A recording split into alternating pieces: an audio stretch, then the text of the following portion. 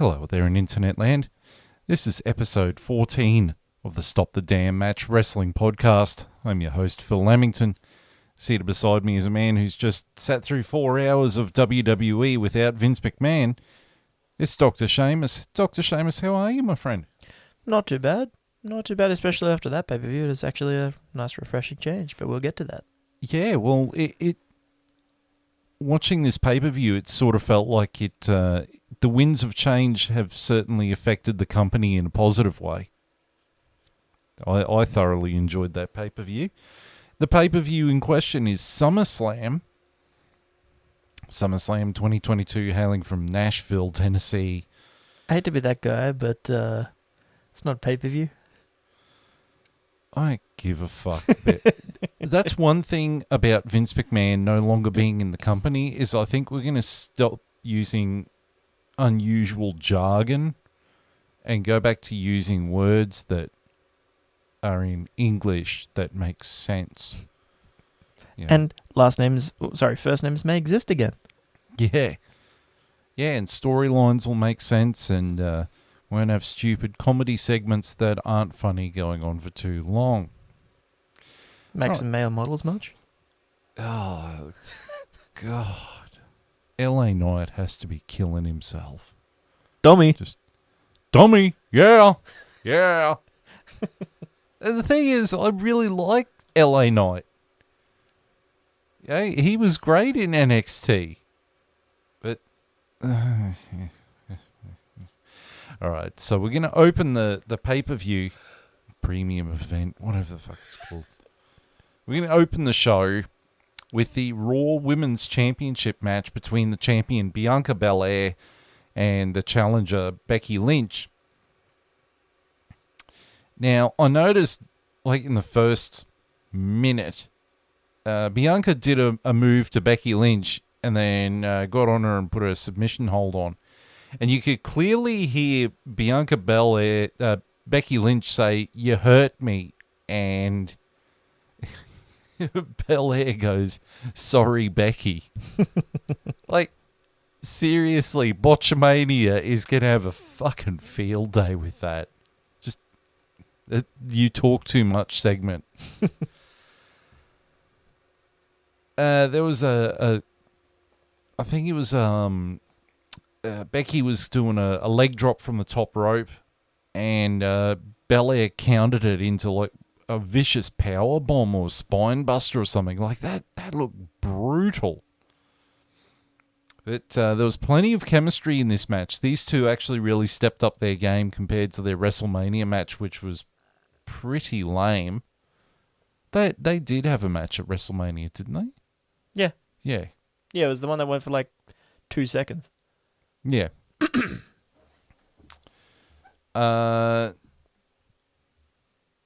You sure? I keep thinking it was her versus Charlotte. Yeah, it was her versus Charlotte, and then Becky came back, shook Bianca's hand, challenged her to a match, and then instantly manhandle slammed her, and that was it, and she won. Yeah. This was like the blow-off to that. Yeah. So, no, that was SummerSlam last year. That was SummerSlam last year when Becky Lynch returned and won the title of Belair. It was too. Yeah, that was Yeah. SummerSlam, because Mania was Charlotte. Yeah. But, this was definitely their best match. This was one of Bianca Belair's better matches during both of her title reigns, because she's the chase for both title reigns seemed to be a lot better than the actual reign itself. There was plenty of drama and great storytelling in the match. And I'm pretty sure Becky Lynch did legitimately hurt her shoulder. Yeah, I read as confirmed she's probably going to be out a few months. Yeah, with Which is a separated shoulder. Which is a damn shame too. And towards the end, there was an amazing Spanish fly by Belair. Like, that was just phenomenal. Yeah, out of nowhere too. And eventually, Bianca Belair hits the KOD and wins via pinfall and retains the Raw Women's Championship. What would you give that out of 5, Shay? I gave it a 4. It was a really solid women's match, especially to open up SummerSlam. A great way to do it. It's a refreshing change considering the quality of women's matches we've had in the past. Definitely, hopefully it stays that way. Yeah, I gave it a 4 out of 5. I thought it was a really great, solid opener to the pay-per-view, special event, premium event, whatever it's fucking called. And these two really stepped up and really showed what they could do. And it sort of gives you a bit more hope for the women's roster and the quality matches that they can have, because both companies, even AEW, like the quality of their women's division's matches has not been as high a standard as the build. So this far surpassed that. Straight after the match, Bianca Belair and Becky Lynch shook hands, which was a nice little moment. And then they were confronted by Bayley, Io Sky, who's not Io Shirai anymore, she's Io Sky, and the returning Dakota Kai. Because Dakota Kai was released back in, February? Due to budget cuts. And they're a faction now, which is, it's nice to see that Io Sky is getting called up to the main roster and Dakota Kai is getting a shot on the main roster. Definitely. They're both amazing talents, so... Yeah, definitely. As I was saying to Phil earlier when it was on, that definitely sounds like it was both a Triple H or a Steph call to start bringing more women in because they desperately need it. Yeah, I think that was a Triple H call more than anything. So the next match was Logan Paul versus The Miz. Now, right from the kickoff, Logan Paul was just on fire. He landed a standing moonsault from the apron onto The Miz on the floor. He hit some amazing chops. Like someone, I'm guessing Gunther, or Volta, had been teaching him how to do chops because they were Ric Flair-like chops. Even AJ. Yeah. He also, at one point, he hit the blockbuster, old Buff Bagwell's finisher. He would have been very proud of it. At one point, Logan Paul hits the, locks in the figure 4. Properly too, mind you. Yeah, a lot better than Ric Flair did over the weekend. But The Miz gets out of it by grabbing the ropes, and he has to release the hold. And eventually, Tommaso Ciampa, or Ciampa, because, Vince McMahon doesn't like first names, Ciampa kept interfering in the match. Eventually, he was ejected, but he decided to grab a fold-up chair, plonk the chair down, and sit there and wait. Until AJ Styles came out and ejected him personally. Eventually, Logan Paul jumps onto the top rope and hits the phenomenal forearm. And then he puts Miz through the announcer's table, on top of the announcer's table, climbs to the top rope and does a leaping frog splash from the top rope onto Miz through the announcer's table. That was just a spectacular moment. Absolutely. The hang time that he got on that frog splash was ridiculous. And then Miz went to hit Paul with the balls or a... No, it was the Polaroid of him, like the framed Polaroid that he had on his neck with a chain. Yep. But Paul got out of the way, and he stopped before he decked Maurice, and Paul got behind him and hit the skull-crushing finale, rolled him up, got the pin, got the win. And I thought this was an amazing match. What score did you give it out of 5? I gave it a 4.5. This was one of the best matches of the night, in my opinion. And I definitely, can't believe I'm going to say it, would like to see more of Logan Paul wrestling. He's quite good. Probably one of the best celebrity wrestlers to date, I'd say. Yeah, I gave it a 5 out of 5. I thought it was the match of the night, to be honest. And Logan Paul has signed, I think, a 3-year contract with the company, so he will be making sporadic appearances. And one thing about that match as well is he went from getting, quite a few boos at the start to there's not a single boo after that match. He showed everybody that he actually, does have some talent and is putting in the time for this, which is refreshing considering how he is, a bit of a cunt of a person. Yeah, he comes across as a bit of a douche canoe, but when you put in that much effort and pull off something that good, you can't help but sit there and say, good job, son. So we get to the next match, which is for the United States Championship between Bobby Lashley and Theory. Look, I thought this was a pretty average match. They didn't do much. It was over within, 5 minutes. Eventually, Lashley locked in the Hurt Lock, and he won via submission. I gave the match 2 out of 5. It was a nothing match, and for me, it was the worst match on the card. Yep, I 100% agree with you. I also gave that a 2. It was very, very average, super quick, and I think it was just there for an excuse for Theory to say, I was fucked before I came out. Later, we'll get to that. Well, I think it was because Theory's in about 6 different programs on television. Like, Vince just seemed to want to ram him down everyone's throat. I think this was Triple H's way of ending this as fast as possible so we can get on with Lashley defending the US title against people that need a shot at the US title. Yeah, which is Ciampa. Yes. Should be good. What score did you give it? 2. 2? 2. Sweet. So the next match was the Mysterios of Rey and Dominic Mysterio versus Judgment Day, which was Finn Balor and Damian Priest, and they also had Rhea Ripley with them. And it's also a no DQ match. I thought there was plenty of fast and furious action. Like these guys were pretty hot right from the kickoff.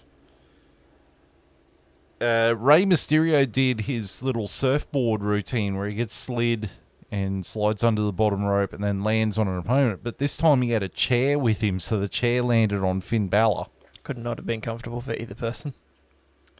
Both teams have really solid chemistry. I will say this, though. I'm getting sick of seeing Dominic Mysterio. Like, he's good, but he's not great. Yeah, he's not his daddy, unfortunately. Or his uncle. Eventually, Dominic gets taken out by Rhea Ripley. Judgment Day hit the South of Heaven. And then... so, WWE's been running these vignettes about someone returning and showing, like, a flannelette shirt on fire and Taker's urn and Kurt Angle's Olympic gold medals. And, you get that occasional daft one person who sits there and says, it's Bray Wyatt, but everyone else is like, it's Edge. They really didn't do a good job of hiding it, that it was Edge. Nobody's surprised it was Edge.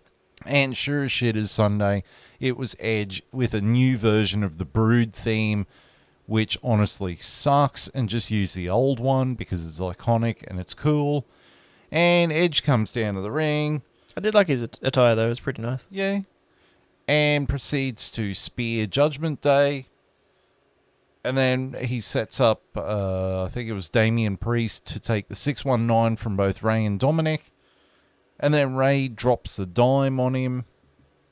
And then Rey gets the pinfall and the win. What did you give that 1 out of 5? I gave it a 3.5. It was pretty good. It was like, not the greatest match in the world, but it didn't suck. So, like, Rey is always great in the ring. Finn, magnificent in the ring. Never has a really bad match, to be honest. Damien actually has a place now with Judgment Day, which is good to see. Same with Rhea. She didn't really have to change much. She was already acting pretty much like that. As you said, Dominic needs to either side with Judgment Day, turn heel, or change something. You can't... Like, it was cool seeing him and Rey at first, but he needs to change something because it's starting to wear a bit. Get a bit old. I don't think he's as strong in the ring to be able to carry a match by himself. Yeah, well, that's why he needs to go like Judgment Day. Just something to change. Like he needs to change. He needs to have his own personality. If that means something, you know. Oh yeah, and I think like Ray is still doing good matches, but they're not great matches because of his age. So I think Ray should start thinking about calling time on his career, to be honest. But get Dominic to do it. Yeah. But like Finn Balor and Damian Priest, they really held up their end of this match, particularly Finn Balor. Like, man, the man is solid in the ring. Why Vince McMahon didn't see anything in him, I will never understand, because he did, because he gave him the first Universal Championship, but he got injured immediately, so that kind of left a sour taste in Vince's mouth. Yeah, he saw him as injury prone, which wasn't really his fault. Yeah, I think Finn going back down to NXT and winning the NXT Championship and becoming the Prince, that really re-energized his character, because I think at one point Vince only saw him as he comes out as the demon. And it's like, you know, you're sort of flogging the dead dog, you know. But I gave it a 3.5 as well. I thought it was a really solid match, and it did its job quite well. The next match, Pat McAfee versus Baron Corbin. So at pretty early on, Pat McAfee landed a super kick right into Baron Corbin's face and then hit a Hurricane Rana on him. He opened with the super kick. Yeah. That was, yeah. I did notice that Corey Graves hit Michael Cole on commentary with a reference to Vince by saying, "I liked you when you didn't have a personality," or when someone, when you didn't have a personality or something. But Pat McAfee as an athlete is an absolute monster. Like, he is flipping everywhere. He did the leap from the ring up to the top rope.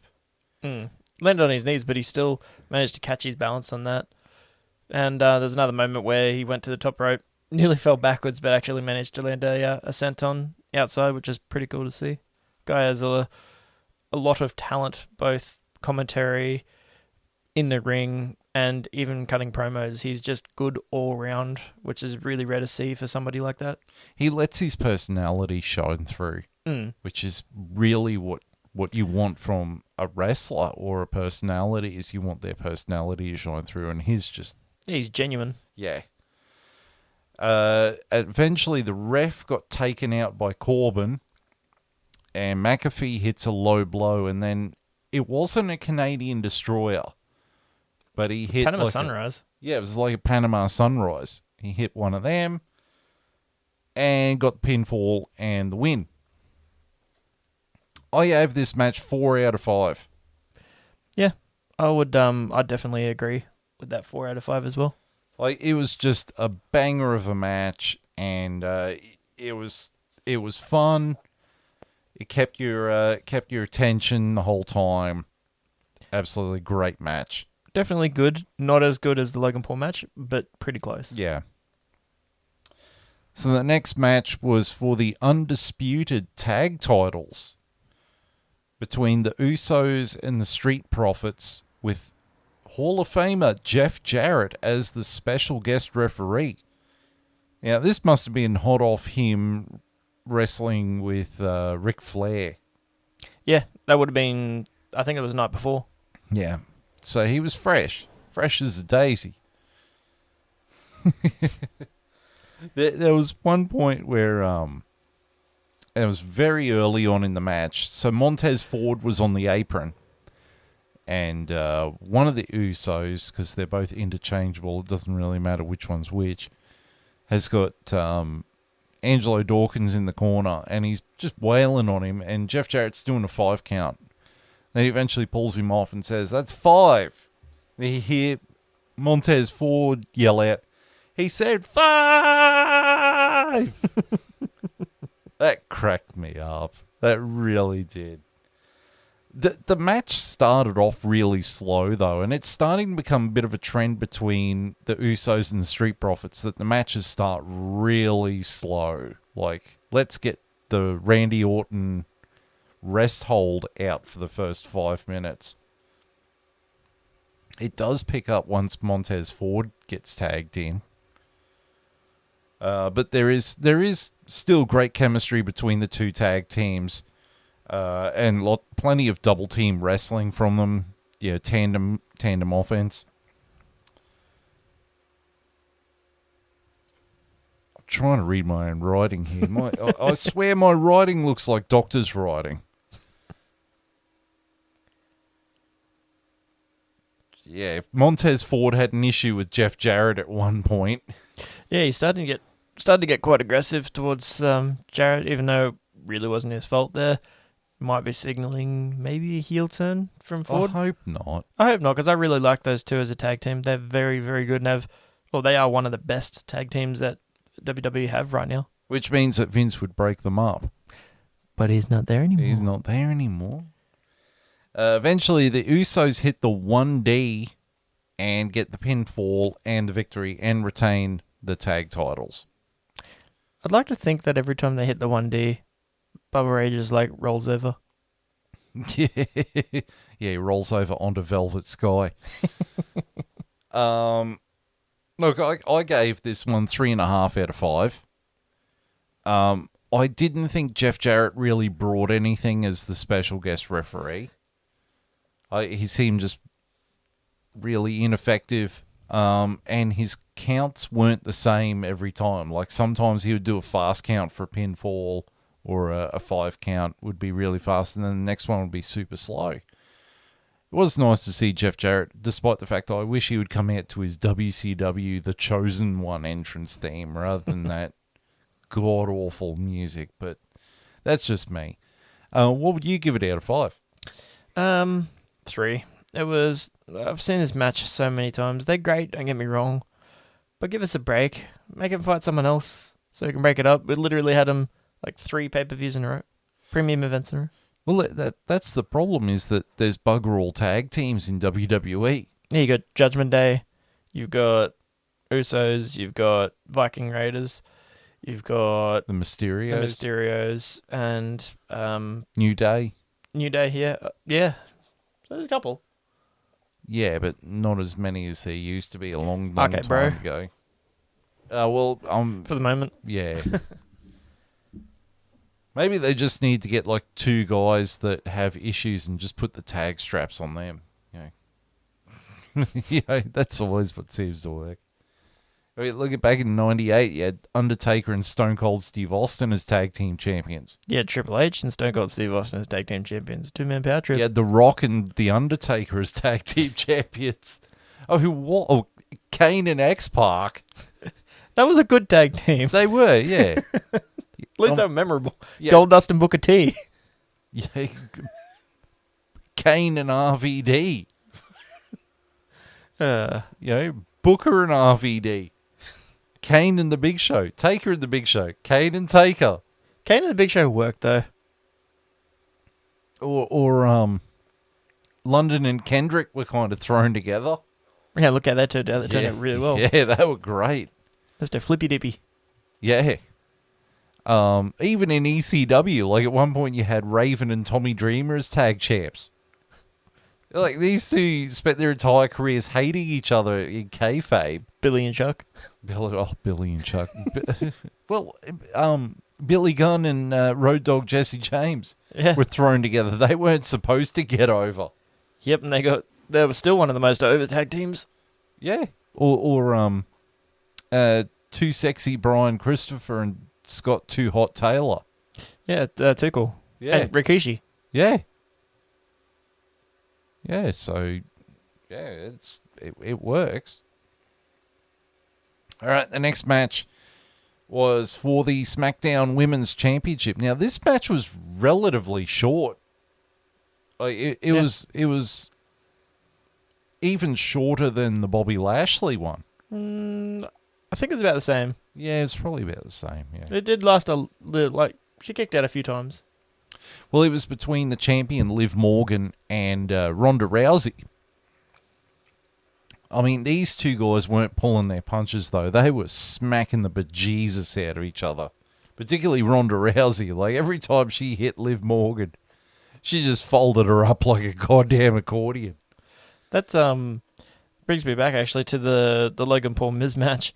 Miz actually got like a bruise underneath his like cheek, so I think that would like been stiff, super stiff. Yeah, well, he was probably stiff with Maurice later on that night, but no comment. She had his balls in a purse anyway. It's very true. But eventually, there was the crucifix driver. Oh man, that really landed that one hard, but it was good though. Absolutely. Eventually, though, Ronda Rousey locked in an upright armbar on Liv Morgan, but her shoulders were on the mat. And so the referee started counting Ronda Rousey's shoulders down. He got to 2. He didn't see Liv Morgan tap, so he counted the 3 and awarded the match to Liv Morgan. So Liv Morgan won by pinfall, despite the fact that it's disputed because she tapped out before the 3 count. Which then led to what happened after the match, which was Ronda Rousey put Liv Morgan in an armbar that was rather snug, and then decided to put the referee in the armbar to try and get him to reverse the decision. All the officials come out and blah, blah, blah, blah. Overall, Liv Morgan retains the SmackDown Women's Championship. Yep, and Rousey's now heel. What would you give it out of 5? 3. Yeah, 3. That was okay, but it was the worst women's match of the night by far. Yeah, I gave it a 3.5. The reason why I gave it a 3.5 was, despite it wasn't a great match, They're slapping the shit out of each other. I mean, they were just opening up a can of whoop ass on each other. The fact that it was a short match saved it. Yeah, Rousey, the way that she wrestles, they need to have short matches first. So like Lesnar. She doesn't have that much in her arsenal. It's just toss people, armbar, suplex. That's pretty much it. And a few punches in the corner. Yeah. She doesn't have the technical ability to do a classic match, unfortunately. Yeah. But because of the length of it, it really salvaged it. Like, you could watch, I think it was Serena Deeb versus, Serena Deeb versus Anna Jay at an AEW pay-per-view a couple of months ago. And it just dragged and dragged and dragged. And it was so nice to have a women's match in WWE that was just short, to the point, and it achieved its objective, which was to turn Ronda Rousey heel and to keep Liv Morgan versus Ronda Rousey going for one more go-around, where we're probably going to get something a little bit more brutal. So I gave it 3.5 out of 5. And then we get to the final match on the card, which was for the WWE Undisputed World Universal International, any other word you could describe, Heavyweight Championship of the World Universe International. It's a mouthful. And it's the last man standing match, and it's whoever loses, it's their last crack at this. It's between the champion Roman Reigns, the World Universal International Heavyweight Champion. Roman Reigns! Fuck you! Hey, John. Versus Brock Lesnar. Brock Lesnar comes to the ring in a fucking tractor. If that does not highlight how insane this match is going to go, I don't know what will. Hold up. He comes in a tractor with a flannel on and a cowboy hat. Yeah. And he looks like he is having an absolute blast as he's doing it. And then there was the So Lesnar does his own introduction, throws the microphone to Roman Reigns, who catches it perfectly, One-handed. and no sells it. Oh, he winked at him. He was just like, oh yeah. That was brilliant. But there was no Paul Heyman intro. Yeah, which was what I was really surprised about. It's usually, Heyman's shtick. That and what a start to the match. Lesnar jumps off the fucking tractor, off the front of it, and does a Thez Press into Reigns to start. That's how you want it to start. That's really how you want a match to start. Ass kicking from the kickoff. None of this feeling out bullshit. It's just get into feeling knuckles in face. And I mean, these two did beat the holy hell out of each other. Yeah, there was suplexes everywhere. There was Superman punches because Roman Reigns has the arsenal of Hulk Hogan tripping on acid. There was tables. Yeah, it was tables. Well, Roman Reigns Samoa dropped Brock Lesnar through a table and then did a Uranagi onto another table. And then eventually Brock Lesnar drove Roman Reigns through the remains of the table that he did the Uranagi on. Nasty whiplash. My note here says just pure brutality. Eventually, Lesnar dumps Reigns into the ring by putting him into the scoop, the front loader of the tractor, hoiking above the ring and then tipping it out and dumping Roman Reigns into the ring. Reigns, because they did a few suplexes and then eventually Lesnar picked him up for the F5. Went to do the F5, but Roman Reigns countered it into a guillotine, who then Lesnar countered that into his own guillotine. Eventually, though, Lesnar does the spot of the match. He gets the tractor front loader underneath the ring and lifts the entire goddamn ring up, with Roman inside. Promptly throws Roman Reigns out of the ring. And thus, how it stays for the rest of the match. I feel sorry for the people who bought front row tickets. Yeah, that's what I was thinking. The people on the other side of that ring would be pissed because they wouldn't be able to see anything. That's what you get for spending $10,000 for a ticket up front. Yeah, I only spent like $400 on a ticket when they were in Australia. Yeah? Front row. Yeah, but it's not SummerSlam. No, but it's still like it wasn't a pay-per-view actually. It wasn't the Super Show, so yeah, I suppose you're right. I was up at the nosebleeds for WCW Nitro in Brisbane in 2000, and I had to pay, I think it was $38 a ticket. I had to buy 2 tickets because I had to take my friend from school, Kirsty, with me. And then the next morning she made me go to church with her. Thanks, Kirsty. I loved that. That was so much fun. But she had an absolute blast. I mean, we couldn't see half the entrances. So when Goldberg came out, you couldn't see the pyro or anything. But, and the WWE Network version actually has half of the crowd shots cut out. Because in the full version, Kirsty and I are actually on the crowd shots at the start of the show. That's kind of cool. But it's cut from the network version. Fuckers. Fucking peacock. Fucking Vince McMahon. Bastard. Give me my fucking promo back, you bastard. Then the Usos jump the rail and start beating the shit out of Brock Lesnar. But eventually he starts chucking them around like they're balsa wood. Brock Lesnar F5s Paul Heyman through the announcers table because they brought out another announcers table for them. Yeah, it was like, didn't they break that earlier? yeah, Logan Paul did it. Yeah.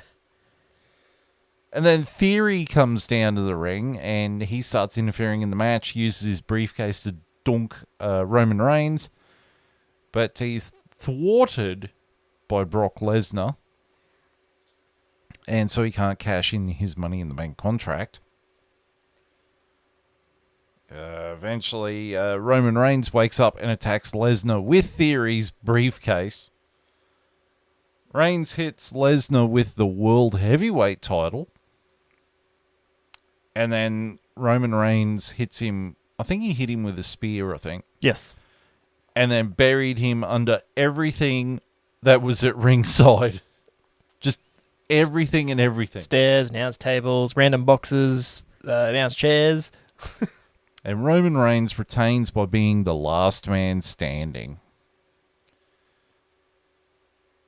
What would you give that match out of 5? That's definitely a 5 out of 5. That match was very good.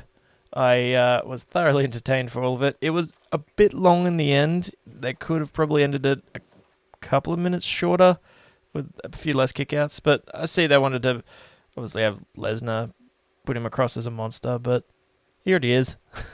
But other than that, that's the only gripe I had with that last match. That was nuts. Like as Cole said during the match, you haven't seen anything like that. You've never seen anyone lift the fucking ring with the tractor. Like never. That's something completely new that no one's ever seen. Who thinks of that? Triple H. Triple H or Brock Lesnar. Brock. There you go. Or Paul Heyman. Someone. You got 3 of those minds there, so Yeah. Well, initially I gave this a 4.5, but 4 out of 5, but I've bumped it up to a 4.5. I still think the Logan Paul match was slightly better, but this one was great. It was a great way to close the show, and it really, really hammered home that it's a new day in WWE. yes, it is. Yes, it is. I was waiting for you to do that. I was sort of setting you up. I was setting the ball up for the serve. So yeah. So the big question is, how many cheese graters out of 5 would you give SummerSlam 2022? 4. Yeah, Solid 4. That the whole entire pay-per-view, other than a few matches, brilliant the whole way through. Like just really entertaining. I didn't feel really bored throughout the nearly 4 hours that it went for. It didn't feel that long, which is what you want out of a pay-per-view. There were quite a few people online comparing it to Forbidden Door. I definitely agree with that. It's definitely a good change in how they're putting across matches and how the quality of the matches are. Definitely impressive. Yeah, I'd give it a 4 out of 5 as well. It was an entertaining pay-per-view. I think so far it's been WWE's best pay-per-view this year. Yeah, agreed. And I do agree it would give Forbidden Door a run for its money. Yeah, it really shows that WWE with the new leadership, and I mean, like, Trips has only been in charge for, 2 weeks? Mm. And he's already shown that he's bringing his old NXT vibe to the main roster, which is exactly what the fans have been clamoring for. Yep. You know, I'm sorry, Vince, but the 1980s was back in the 1980s. It didn't even work in the 90s, mate. There was no way it was going to survive in 2022. Yep. So that's 4 out of 5 for both of us for cheese graters for SummerSlam. Now we get to talk about the good stuff. Here we go. So for all those who have been living under a rock, not living with the rock, living under a rock, Vince McMahon has retired with air quotes, from WWE. He is no longer the CEO or the chairman. He still has the majority stake of the shares in the company, but he is no longer involved in the running operations or anything to do with the company, which that came as a bit of a shock, but with all the hullabaloo that's going on around him at the moment, it's not that much of a shock. Yeah, they actually, there was a clip just recently of an interviewer with Linda saying, you know, what are your thoughts on Vince and the allegations that have been towards him with the investigations? And then Linda pretty much said, He's stepping back and he's going to have to think about how he wants to spend his free time. That's pretty much how she ended that conversation. Yeah, well, it was interesting. Someone pointed out, I can't remember who, it might have been a YouTuber or a podcaster named Solomonster. Check out his stuff as well, because he's got very interesting views on everything. But if you do go over to his YouTube channel, like, leave a comment saying, hey, got referred to from Stop the Damn Match podcast. Shameless plug for us, I think it was him saying that if you go back and watch the Pat McAfee interview with Vince, he refers to Linda as his wife at the time, which sort of lends the notion that him and Linda broke up not too long ago. Can't blame her. Yeah, well, with all these bloody allegations going on, can you blame him? I mean, he's run around on TV all these years making Trish Stratus strip down to nothing and, crawl around the ring like a dog. And there was the Kiss My Ass Club and all this strange shit. And you're just sitting there going, what the hell's going on? Now you know that that's what he's like backstage as well. Like an absolute mad bastard who can't keep his genetic jackhammer in his pants. And then he's got to blow millions of dollars to make sure that no one finds out. And they still find out.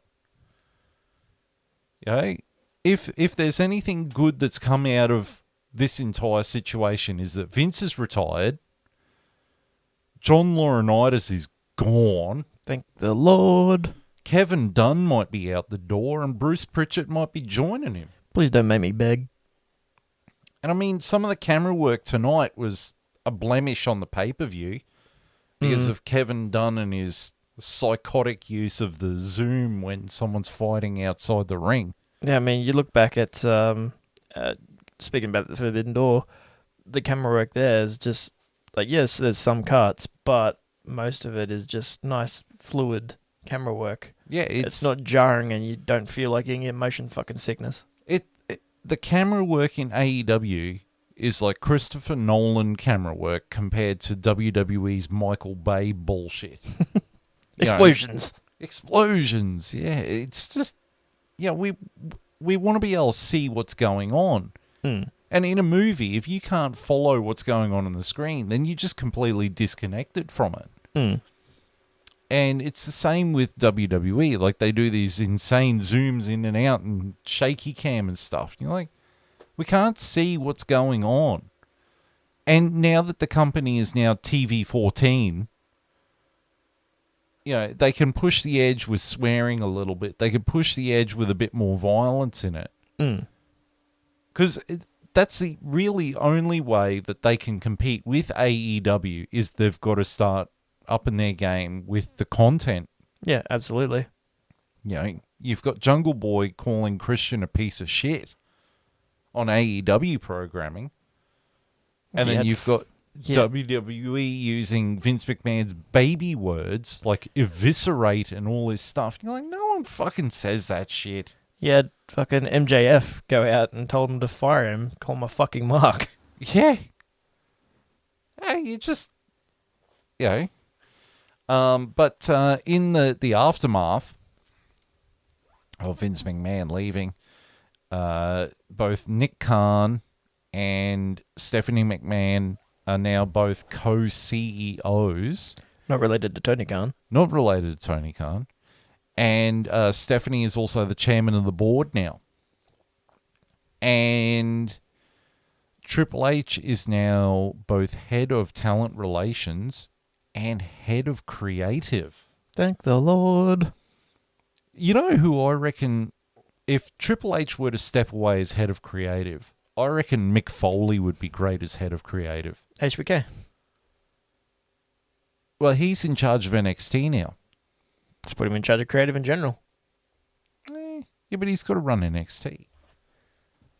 Yeah, but Mick Foley is... I'd say put Mick Foley on NXT and then put HBK head of creative.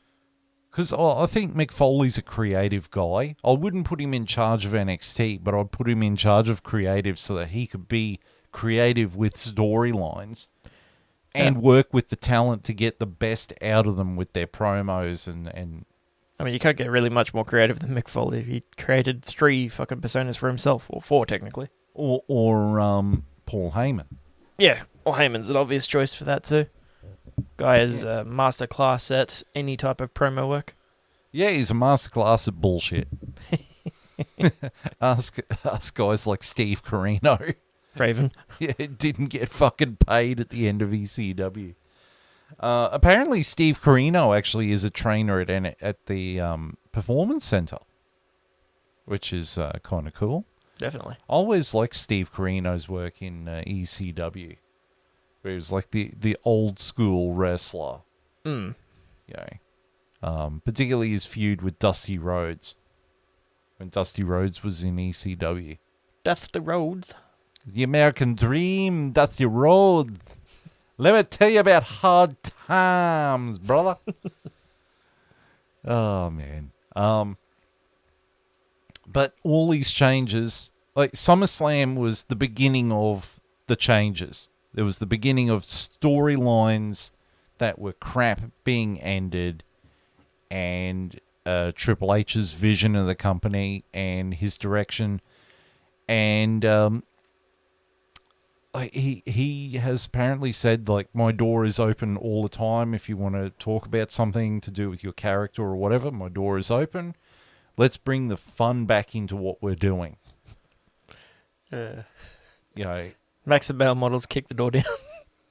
Help me for the love of God. yeah, Max Dupree's like, can you just make me LA Knight again? Kill me. You know how this Max Dupree character makes me feel? Dummy, yeah. And really, it needs to go. Yeah, no place at all for that kind of shit. I mean, what are they trying to do? Are they trying to sexualize it? Even then, they're doing a shit job at it. Yeah, the jury's out on that one, but you know, hopefully there's a light at the end of the tunnel with that one. Yeah, makes Mansoor and I can't remember. Marseille just look like pieces of shit. Like, it makes them look like goofballs. Even worse than the 24/7 guys. At least they, running around being stupid on purpose. Yeah. Despite the fact, who is the 24/7 champion? It's Dana Brooke, isn't it? Yeah, Dana Brooke. It was Truth for a while, and then Brooke, I think, pinned him. Yeah. Who knows? I think that belt needs to go in the bin. Like, it's just... It should be like a social media championship, not an actual championship. Look, if you're going to do a hardcore title, just do a hardcore title. And don't do this 24/7 crap. Just bring back the TV championship. Yeah. TV championship, anything. But how do you feel about Triple H taking over as head of creative and head of talent relations? Definitely smiled upon. Like, anything is better than the garbage Vince has been pouring in our mouths for the past couple of years, decade, etc. Like, you've seen a good glimpse of it back when he was in charge of NXT. Like, back when it was good NXT, when you had Nakamura, when you had Kevin Owens, you had people like that back in there absolutely tearing shit down there to the point where their numbers were even approaching Raw and SmackDowns. And that's what got Vince's attention. That's why Vince put his fucking foot in there and then decided to destroy it. Because I have a feeling he was jealous. He was jealous that Triple H was doing a better job than him. And he can't stand that. Well, I think what really went wrong was they put it head-to-head with AEW. Yeah, and that is always going to make it look worse because the amount of money that they were pouring in AEW then to get A, the roster, and B, the amount of production that was put into that. Newer people, newer minds, they knew what the crowd wanted. They're actually listening to the fucking crowd, unlike Vince. At least Triple H does that, Yeah. It's hard to compete with that. And now, with Triple H there, that's a considerable threat now to what AEW is putting out, which is what you want. And it doesn't seem like they're going to compete with each other per se, but just, be there at the same time, or be there in the same weeks, and actually give people good choices to watch. Like, we're spoiled at the moment for choice when it comes to wrestling.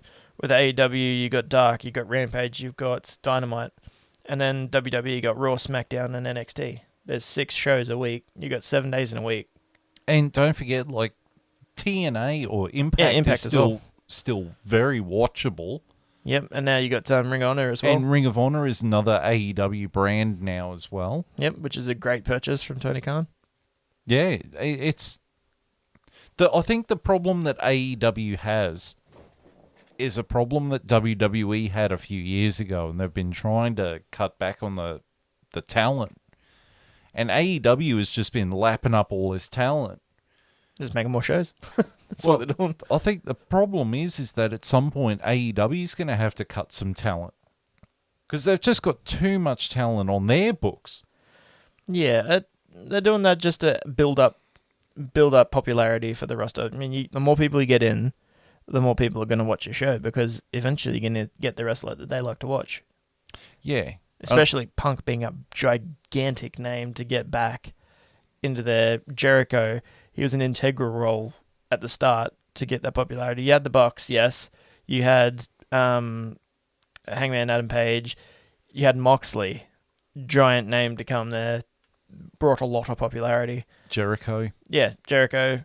Those names brought AEW's popularity to where it is now. Fucking Kenny Omega, of course. Yeah. Everybody knows who Kenny is. Yeah. And I'll be really happy when he comes back. I think what AEW had was that it was the alternative. It was the WCW. Yeah. Where it had the guys that you wanted to see that WWE didn't want to touch. You had to either watch New Japan to watch the Young Bucks or Kenny Omega. Now you can watch it Americanized with JR commentating over the top of it and not have to sit up. I mean, for us, Japan is on the same time zone as us. So it's not a problem for us. But in America, they have to put up with what the rest of the world has to put up with their pay-per-views, which is ungodly stupid hours. Mm. So it gives the common American person a chance to watch the talent that they like, and also see the talent that was misused, mistreated by Vince McMahon, because Vince McMahon only sees people as Hulk Hogan or Roman Reigns. Roman Reigns! If you've only got 5 moves of doom, then he'll push you to the moon. If you can actually wrestle a complicated match, then he sits there and says, I don't see anything in him. Guys like Claudio Castagnoli, he was such a great talent. Daniel Bryan right at the start. Yeah. Before the people forced their hand. Adam Cole. Yep. Adam Cole. Kyle O'Reilly, Bobby Fish. The Undisputed Era, of course. Yeah. Tony Storm. Johnny Gargano. Well, I think Johnny Gargano is going to come back. I fucking hope so. And you know who else thinks that Johnny Gargano is going to come back to them and going to go straight onto the main roster? Is Tommaso Ciampa. If he thinks that he's going to come back, I fucking hope so. Give us DIY back. I want that. Yeah. As a face team on the main roster. They need more tag teams. That's a fucking good way to do it. That's right. That's right. But I have a sneaking suspicion that with a lot of the AEW acquisitions that they've had, when their contracts get up in the next 2 to 3 years, a lot of them might actually think about going back to WWE because Triple H is in charge. Yeah, it's more approachable. Yeah, and Ember Moon. Yeah, well, a lot of the talent has gone to AEW, and there's only so many top tier spots. And look, if you don't want to be world champion, you shouldn't be there. I know it's a scripted sport, but irregardless, if you don't want to be world champion, you shouldn't be there.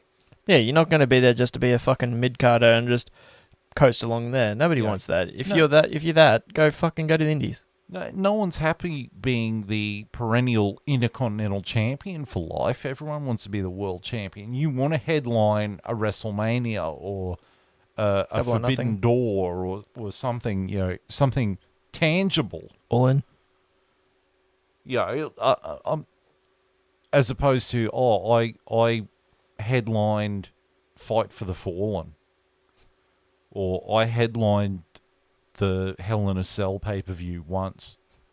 You just sit there and go, whoop-de-doo. I headlined Backlash. Yeah, I headlined Backlash. Backlash. I headlined Elimination Chamber with 5 other guys. Aren't I just a goddamn legend?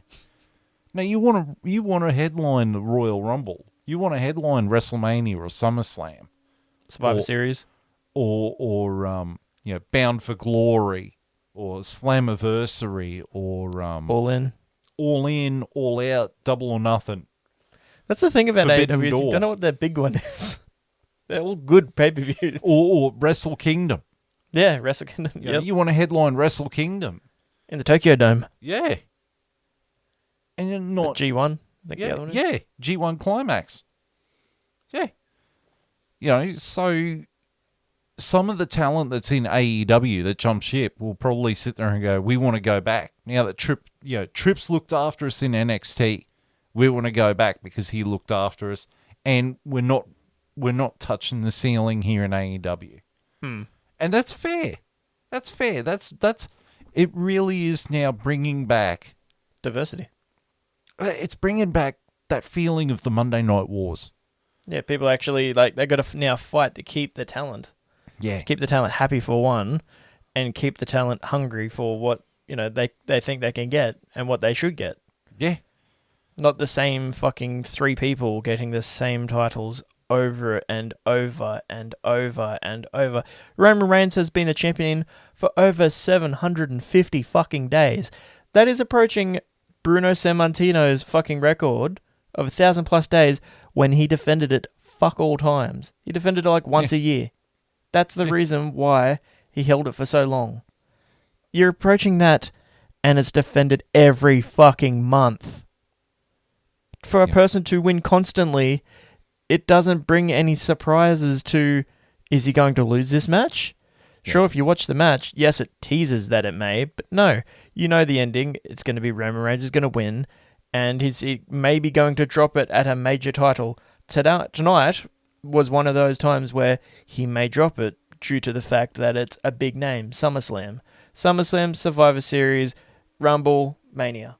Those 4 events, you're going to see a change of hands of big titles, usually. That was back when Vince McMahon was in charge. Now with Triple H in charge, who knows? They might drop it at the next fucking pay-per-view to Drew McIntyre, who knows? Well, here's a thought.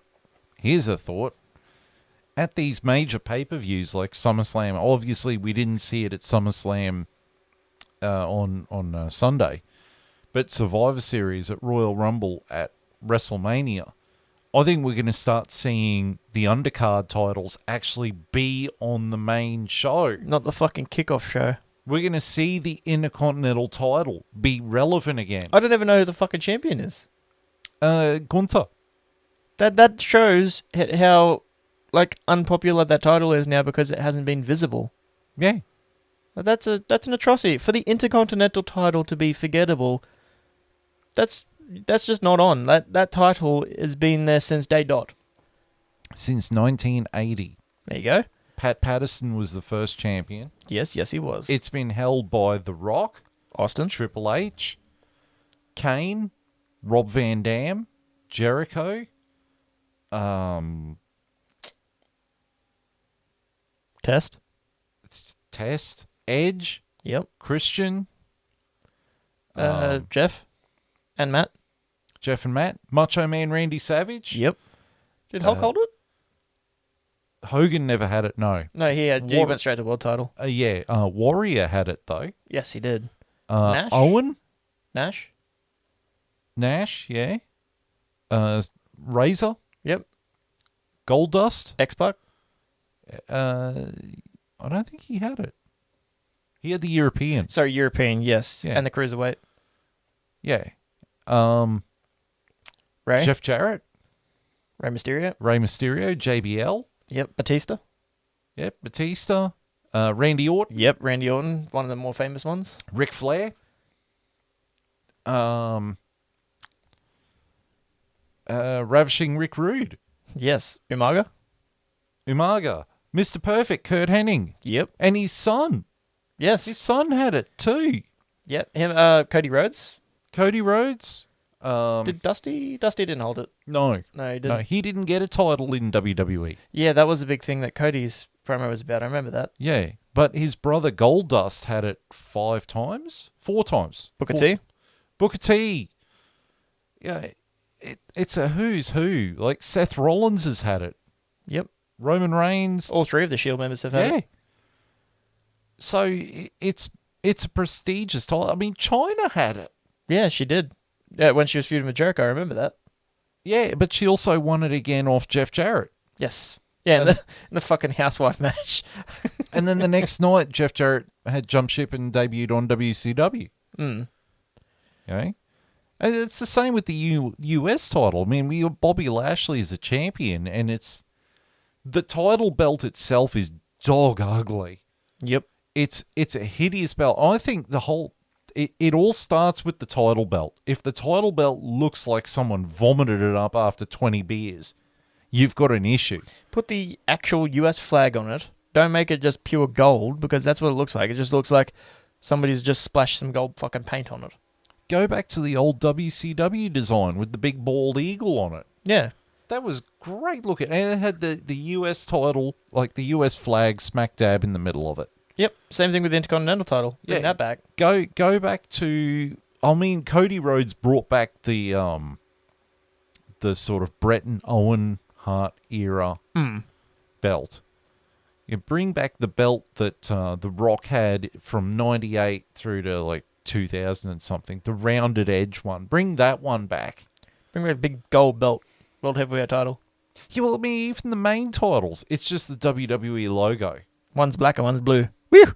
Yeah, woo, yay, awesome. Women's one's red. Woo! It's like, make them look like actual championships that look great. Like the Undisputed Championship that Triple H was the first person to wear it back in 2002. It's famous for being the WWE title that Eddie Guerrero wore. You know, the big gold belt. Yep, big gold belt. That fucking Triple H made that look great. Same with Batista. Yeah, I mean... And Taker. Yeah, Ric Flair. Yeah, those guys made that title look brilliant. Yeah. You know, the winged WWF championship that Brett and Shawn had. Austin won it, yeah. Even the Smoking Skull belt. That looked wicked as. You know, but no, what do we got now? A coloured W.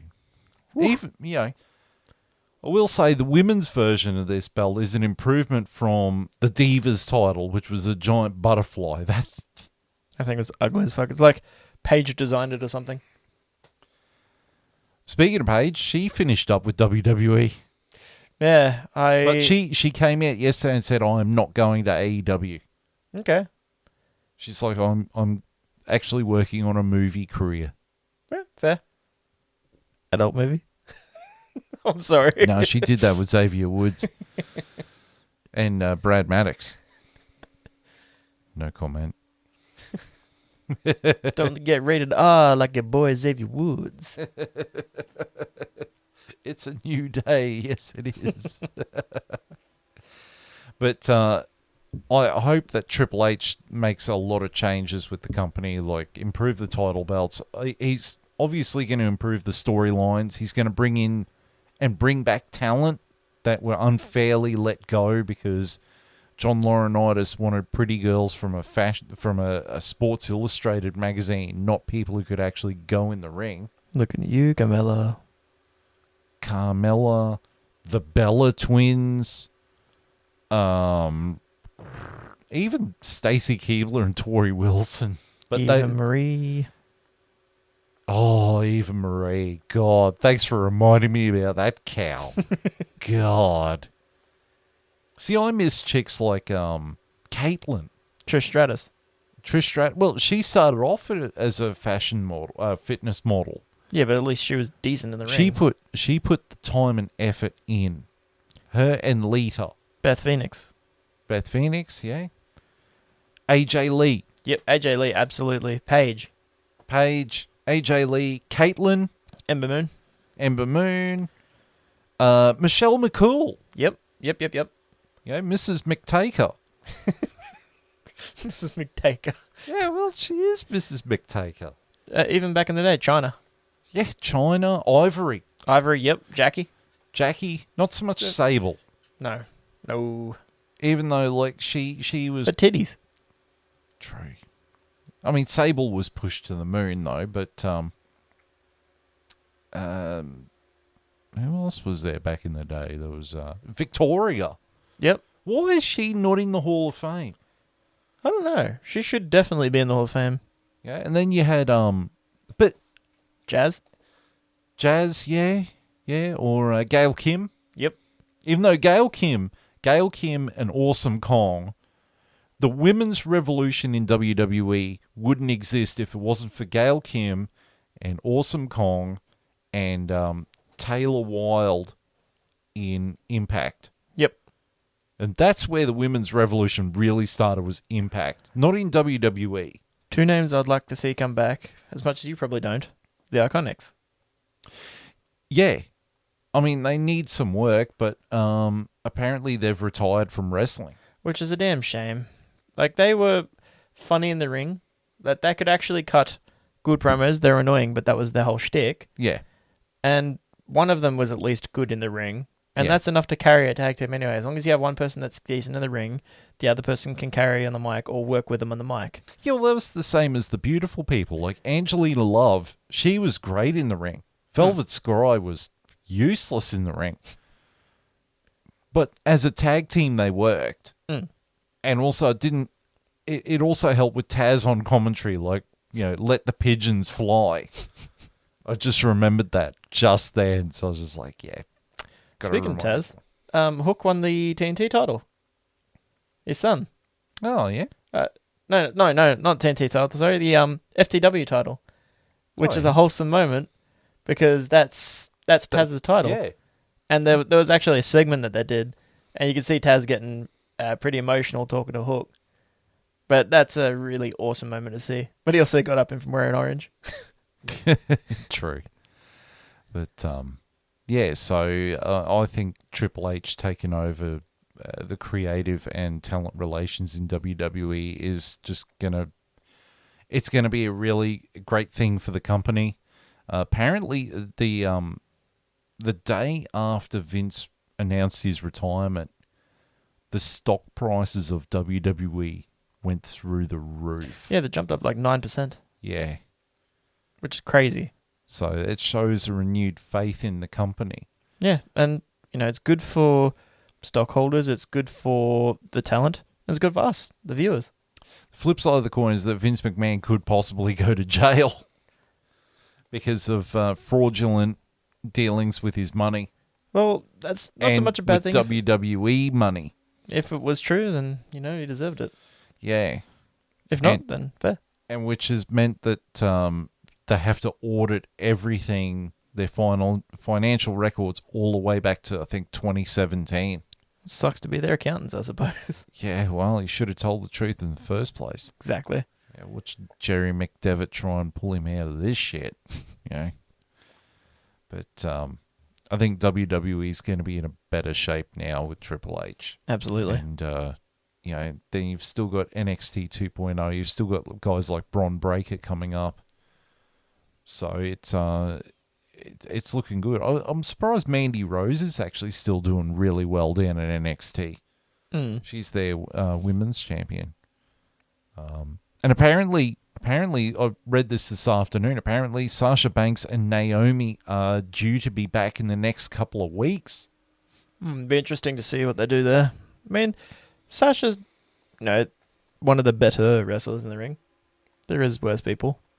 Naomi, I'm not a big fan of, but hey, at least these days, whichever one's married to, have the wife back. Yeah. Well, I mean, the women's division does need all the help it can get. Yeah, she Because, can do tag teams, I suppose. There you go.